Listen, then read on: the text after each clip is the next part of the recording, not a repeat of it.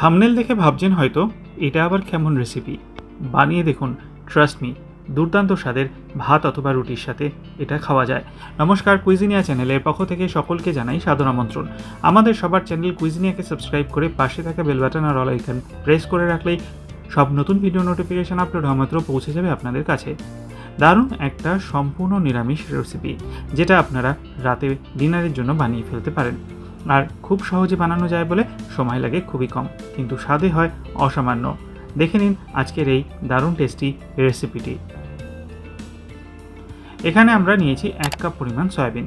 সয়াবিনগুলোকে প্রথমে আমরা জলে ভালো মতো সেদ্ধ করে নিলাম, আর সয়াবিনগুলো সেদ্ধ হয়ে যাওয়ার পর জল থেকে তুলে পরিষ্কার করে আরেকবার ধুয়ে নিয়ে জল চিপে একটা আমরা থালার মধ্যে নিয়ে নিয়েছি।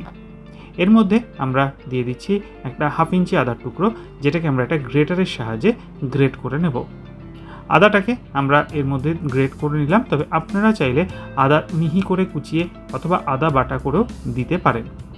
গ্রেট করে আদাটা দিয়ে দেওয়ার পর এখানে দিয়ে দিচ্ছি 1/2 টিস্পুন লাল লঙ্কার গুঁড়ো, তার সাথে দিচ্ছি 1/4 টিস্পুন পরিমাণ হলুদ গুঁড়ো, দেওয়া হচ্ছে স্বাদ অনুযায়ী নুন, আর তারপর সবশেষে দিচ্ছি আমরা এখানে 2 টেবিল চামচ পরিমাণ কর্নফ্লাওয়ার। কর্নফ্লাওয়ারের পরিবর্তে আপনারা ময়দাও ব্যবহার করতে পারেন।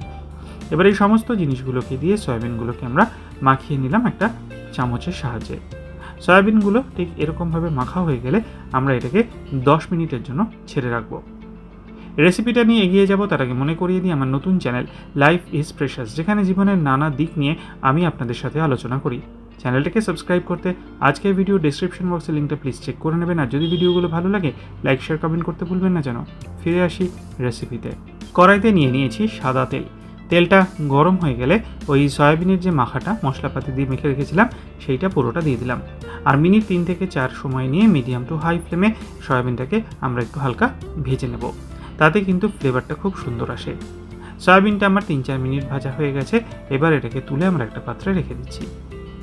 এখানে নিয়ে নিয়েছি সাদা তেল। সাদা তেলটা গরম হয়ে গেলে ফোড়নের জন্য দিচ্ছি 1/4 টিস্পুন পরিমাণ গোটা জিরে, আর তার সাথে দিচ্ছি 1/2 ইঞ্চি আদা, যেটাকে আমরা স্লাইস করে কেটে রেখেছিলাম। দিয়ে ভালো করে 40 থেকে 45 সেকেন্ড সময় নিয়ে নাড়াচাড়া করে নিচ্ছি। তারপর এতে দিয়ে দিচ্ছি একটা টমেটো, ছোট ছোট টুকরো করে কাটা। টমেটোটাকে দিয়েও আবারও মিনিট খানেক সময় নিয়ে নেড়ে নেব, আর তারপর এতে দিয়ে দিচ্ছি আমরা একটা বড় সাইজের বেগুন।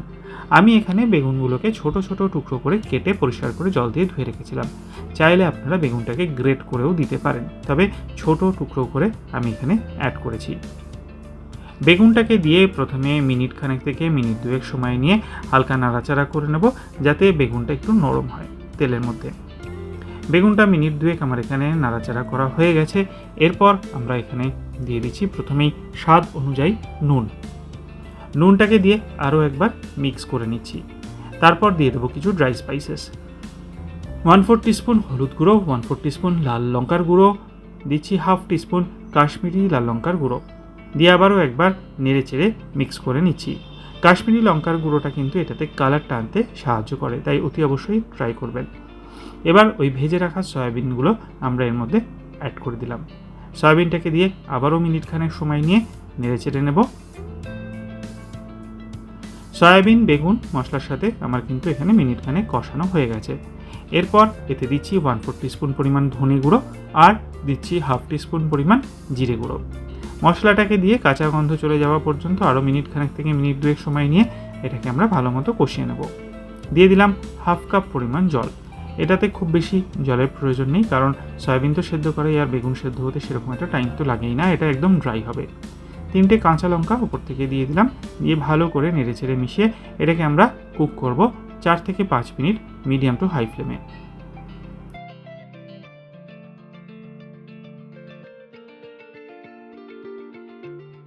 আর এটা কিন্তু এখন আমাদের একদমই হয়ে গেছে।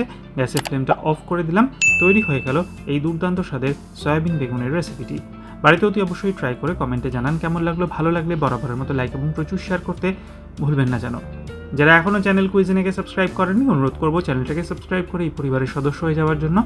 লাইফ ইজ প্রেশাস গল্পে শেখালে কাল চ্যানেল দুটিকে সাবস্ক্রাইব করতে আজকে ভিডিও ডিসক্রিপশন বক্সের লিঙ্কটা প্লিজ চেক করে নেবেন। সবাই ভালো থাকবেন, সুস্থ থাকবেন। দেখা হবে পরের রেসিপি নিয়ে। আজ তাহলে এ পর্যন্তই। নমস্কার।